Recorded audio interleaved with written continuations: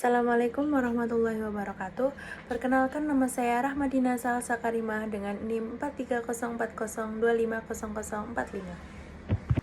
Baik, di sini saya akan mereview buku yang berjudul Psikologi Islam yang ditulis oleh Bapak Agus Hermawan yang diterbitkan oleh Buku Ajar Psikologi Islam yang berjumlah 15 bab. Bapak Agus Hermawan merupakan akademis yang menulis buku ini sebagai pengantar untuk memahami psikologi dari perspektif Islam. Dalam buku ini, penulis berusaha mengintegrasikan konsep-konsep psikologi modern dengan sumber utama yaitu Al-Quran dan Hadis. Gaya penulisannya cukup sederhana, sistematis, dan mudah dipahami oleh mahasiswa maupun pembaca umum yang baru mempelajari psikologi Islam. Kelebihan penulis terletak pada kemampuannya menjelaskan konsep-konsep psikologi dengan menghubungkannya pada dalil-dalil keislaman sehingga pembaca dapat melihat hubungan antara psikologi dan nilai-nilai agama. Tapi di sini saya hanya akan mereview dari bab 7 sampai bab 15. Buku ini membahas berbagai aspek psikologi manusia dalam perspektif psikologi Islam, mulai dari konsep manusia, jiwa, kepribadian, motivasi, perkembangan manusia, kesehatan mental, psikoterapi Islam, kecerdasan, mimpi, hingga tazkiyatun nafs dalam proses berpikir manusia.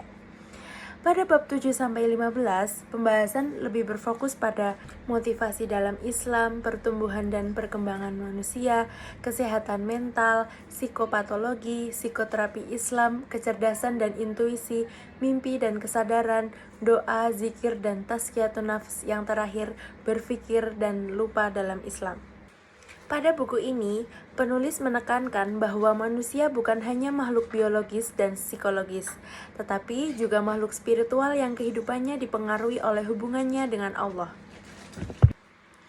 Kelebihan dari buku Psikologi Islam sendiri, yang pertama adalah bahasanya mudah dipahami, cocok untuk mahasiswa yang baru mempelajari psikologi Islam. Yang kedua, bersumber pada Al-Quran dan Hadis. Setiap pembahasan dikaitkan dengan dalil keislaman sehingga memperkuat landasan religius. Yang ketiga, materinya lengkap dan sistematis. Pembahasan disusun dari konsep dasar hingga aplikasi praktis dalam kehidupan. Yang keempat, relevan dengan kehidupan sehari-hari, yakni membahas kesehatan mental, motivasi, terapi spiritual, dan pengembangan diri yang dekat dengan realitas mahasiswa. Oke, selanjutnya kekurangan dari buku Psikologi Islam. Yang pertama, referensi penelitian empiris yang masih terbatas, yaitu sebagian besar pembahasan lebih bersifat konseptual dan normatif dibandingkan penelitian psikologi terkini. Yang kedua, analisis kritis terhadap teori psikologi modern belum terlalu mendalam, yaitu perbandingan antara psikologi barat dan psikologi Islam masih dapat dikembangkan lebih luas lagi. Yang ketiga, beberapa pembahasan masih bersifat deskriptif, kurang disertai studi kasus atau contoh penelitian yang lebih aktual. Secara keseluruhan, buku Psikologi Islam karya Bapak Agus Hermawan ini merupakan buku pengantar yang baik untuk memahami konsep-konsep psikologi berdasarkan perspektif Islam. Buku ini sangat bermanfaat bagi mahasiswa, dosen, dan pembaca yang ingin mempelajari hubungan antara psikologi dan nilai-nilai keislaman. Meskipun masih memiliki beberapa keterbatasan dalam aspek penelitian empiris, buku ini berhasil memberikan pemahaman yang sistematis dan mudah dipahami mengenai psikologi manusia dalam Islam. Oke, di sini saya akan mulai untuk mereview bukunya dari bab 7 sampai bab 15. Pernahkah kita bertanya, mengapa seseorang begitu bersemangat untuk mengejar cita-cita, sementara yang lain mudah menyerah? Mengapa ada orang yang tetap tenang menghadapi masalah, sedangkan yang lain mengalami stres dan depresi? Dan bagaimana sih Islam memandang kecerdasan, kesehatan mental, mimpi, hingga proses penyucian jiwa? Pertanyaan-pertanyaan tersebut menjadi sangat relevan di era modern ketika tekanan akademik, tuntunan pekerjaan, dan perubahan sosial semakin kompleks. Melalui video ini, kita akan membahas secara ringkas, namun mendalam isi dari bab 7 sampai bab 15 buku Psikologi Islam karya Bapak Agus Hermawan. Pembahasan ini akan membawa kita memahami manusia bukan hanya sebagai makhluk biologis dan psikologis, tetapi juga sebagai makhluk spiritual yang memiliki hubungan dengan Allah. Yang pertama ada motivasi dalam perspektif Islam. Kita awali dengan motivasi. Secara sederhana, motivasi adalah dorongan yang menggerakkan seseorang untuk bertindak dan mencapai tujuan. Dalam psikologi Islam, motivasi tidak hanya berasal dari kebutuhan fisik, tetapi juga kebutuhan psikologis dan spiritual. Islam memandang bahwa manusia memiliki 3 bentuk motivasi utama. Yang pertama ada motivasi fisiologis, yaitu dorongan untuk memenuhi kebutuhan jasmani seperti makan, minum, dan mempertahankan hidup. Yang kedua ada motivasi kejiwaan, seperti keinginan untuk memiliki sesuatu, berprestasi, dan mendapatkan penghargaan. Yang ketiga ada motivasi spiritual, yaitu dorongan untuk mendekatkan diri kepada Allah, memperoleh ridhonya, serta menjaga diri dari kemusyrikan dan kekufuran.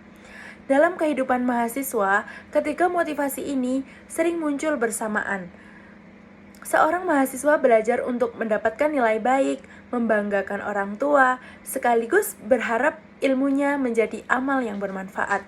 Karena itu, Islam menekankan bahwa motivasi terbaik adalah motivasi yang menggabungkan keberhasilan dunia dan kebahagiaan akhirat. Jika motivasi adalah tenaga penggerak manusia, maka pertanyaan berikutnya adalah bagaimana sih manusia berkembang sejak awal kehidupannya? Oke, kita masuk ke bagian kedua, yaitu pertumbuhan dan perkembangan dalam Islam. Menurut psikologi Islam, perkembangan manusia dimulai bahkan sebelum manusia itu lahir. Janin yang berada dalam kandungan mengalami tahapan perkembangan yang telah dijelaskan dalam Al-Quran dan hadis. Setelah lahir, manusia melewati fase bayi, anak-anak, remaja, dewasa, hingga lanjut usia. Setiap fase memiliki tugas perkembangan yang berbeda. Masa anak-anak adalah masa pembentukan karakter dasar, masa remaja merupakan periode pencarian identitas, masa dewasa ditandai dengan tanggung jawab, keluarga, dan pekerjaan, sedangkan masa tua menjadi masa refleksi dan persiapan menghadapi kehidupan akhirat. Perkembangan manusia dipengaruhi oleh 2 faktor. Faktor yang pertama, faktor hereditas atau keturunan, yaitu karakteristik yang diwariskan oleh orang tua. Yang kedua, faktor lingkungan, seperti keluarga, sekolah, teman sebaya, dan masyarakat. Hal ini menunjukkan bahwa pembentukan pribadi seseorang tidak hanya ditentukan dari bawaan lahir, tetapi juga lingkungan dan tempat dari ia tumbuh. Oke, kita masuk ke bagian yang ketiga, yaitu kesehatan mental dalam Islam. Setelah memahami perkembangan manusia, kita masuk pada tema yang sangat penting saat ini, yaitu kesehatan mental.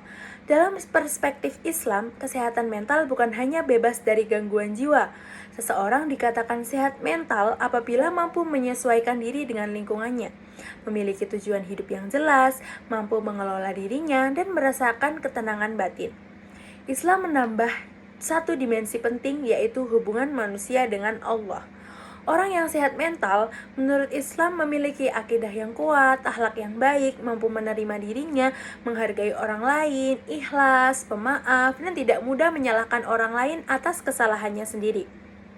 Faktor yang mempengaruhi kesehatan mental juga terbagi menjadi 2. Yang pertama ada faktor internal seperti sifat, bakat, kecerdasan, dan kondisi emosional. Yang kedua ada faktor eksternal seperti keluarga, lingkungan sosial, pendidikan, dan tempat kerja. Karena itu, menjaga kesehatan mental bukan hanya tugas individu, tetapi juga tanggung jawab keluarga dan masyarakat sekitar. Oke, bagian yang keempat ada psikopatologi dalam psikoterapi Islam. Ketika kesehatan mental terganggu, muncullah berbagai bentuk gangguan psikologis atau psikopatologi. Dalam psikologi Islam, gangguan jiwa dapat muncul secara faktor internal maupun eksternal. Stres, kecemasan, depresi, konflik, hingga penyakit hati seperti dengki, iri, dan kemunafikan dapat menjadi penyebab terganggunya kesehatan mental. Lalu bagaimana sih Islam menawarkan solusi? Jawabannya adalah melalui psikoterapi Islam. Psikoterapi Islam merupakan upaya penyembuhan psikologis yang memadukan pendekatan spiritual dan pendekatan psikologis. Bentuk-bentuk terapinya antara lain memperbanyak istighfar, memperbanyak membaca Al-Quran, menjaga wudhu, sholat, berzikir, berpuasa, serta bergaul dengan orang-orang yang soleh. Dengan demikian, terapi dalam Islam tidak hanya menyentuh pikiran dan perilaku, tetapi juga membersihkan hati dan memperkuat hubungannya dengan Allah. Bagian 5 ada kecerdasan dan potensi intuisi. Selanjutnya, mari kita membahas kecerdasan. Selama ini, kecerdasan sering diidentikan dengan nilai akademik atau IQ. Namun dalam Islam, kecerdasan memiliki makna yang lebih luas. Manusia tidak hanya memiliki kecerdasan intelektual, tetapi juga kecerdasan emosional, sosial, spiritual, bahkan intuisi. Intuisi adalah kemampuan memahami sesuatu secara cepat melalui kejernihan hati dan kedekatan spiritual. Seringkali seseorang mampu mengambil keputusan yang tepat bukan hanya karena logika, tetapi juga karena ketajaman intuisi yang terbentuk melalui pengalaman, keimanan, dan kebersihan hati. Karena itu, Islam mendorong manusia untuk mengembangkan akal sekaligus menjaga hati agar keduanya berjalan seimbang. Memasuki bagian yang keenam, yaitu mimpi dan kesadaran manusia. Pernahkah kalian bermimpi sesuatu yang terasa sangat nyata? Dalam Islam, mimpi bukan hanya sekedar bunga tidur. Sebagian mimpi dapat menjadi petunjuk, sebagian merupakan refleksi pengalaman sehari-hari, dan sebagian lagi bisa berasal dari gangguan setan. Selain membahas mimpi, psikologi Islam juga menjelaskan bahwa manusia memiliki berbagai tingkat kesadaran. Saat sadar, manusia mampu berpikir secara rasional dan mengendalikan perilakunya. Namun, pada kondisi tertentu, seperti tidur atau keadaan emosional yang ekstrim, tingkat kesadaran seseorang dapat berubah. Kajian ini menunjukkan bahwa kehidupan psikologis manusia sangat kompleks dan tidak selalu dapat dijelaskan hanya melalui aspek biologis semata. Memasuki bagian yang ketujuh nih, yaitu doa, zikir, dan tazkiyatun nafs. Salah satu kontribusi terbesar dalam psikologi Islam adalah konsep penyucian jiwa atau tazkiyatun nafs. Islam mengajarkan bahwa hati manusia dapat menjadi bersih atau kotor tergantung bagaimana manusia itu menjaga. Karena itu, doa dan zikir tidak hanya bernilai ibadah, tetapi juga berfungsi sebagai terapi psikologis. Saat seseorang berdoa, ia merasa memiliki tempat bersandar. Saat berzikir, pikirannya menjadi lebih tenang, dan saat melakukan tazkiyatun nafs, ia berusaha membersihkan dirinya dari sifat sombong, iri, dengki, dan berbagai penyakit hati lainnya. Di tengah meningkatnya angka stres dan kecemasan pada generasi muda, praktik spiritual seperti doa, zikir, dan muhasabah menjadi sarana penting untuk menjaga keseimbangan jiwa. Yang kedelapan ada berpikir dan lupa dalam Islam. Bab terakhir ini membahas tentang berpikir dan lupa. Islam sangat menghargai aktivitas berpikir. Bahkan banyak ayat Al-Quran yang mengajak manusia untuk merenung, mengamati, dan menggunakan akalnya. Berpikir menjadi sarana untuk memahami tanda-tanda kebesaran Allah dan menyelesaikan berbagai persoalan kehidupan. Namun, manusia juga memiliki sifat lupa. Lupa adalah bagian dari keterbatasan manusia. Meskipun demikian, Islam mengajarkan agar manusia terus mengingat Allah, memperbaiki diri ketika melakukan kesalahan, dan belajar dari pengalaman. Dengan kata lain, berpikir membantu manusia untuk menemukan kebenaran, sedangkan kesadaran akan kelemahan dirinya membuat manusia tetap rendah hati. Dari bab 7-15, kita dapat melihat bahwa psikologi Islam menawarkan pandangan yang utuh tentang manusia. Manusia tidak hanya digerakkan oleh motivasi, berkembang sepanjang hidup, dan menghadapi berbagai tantangan mental. Manusia juga memiliki dimensi spiritual yang sangat menentukan kualitas kehidupannya.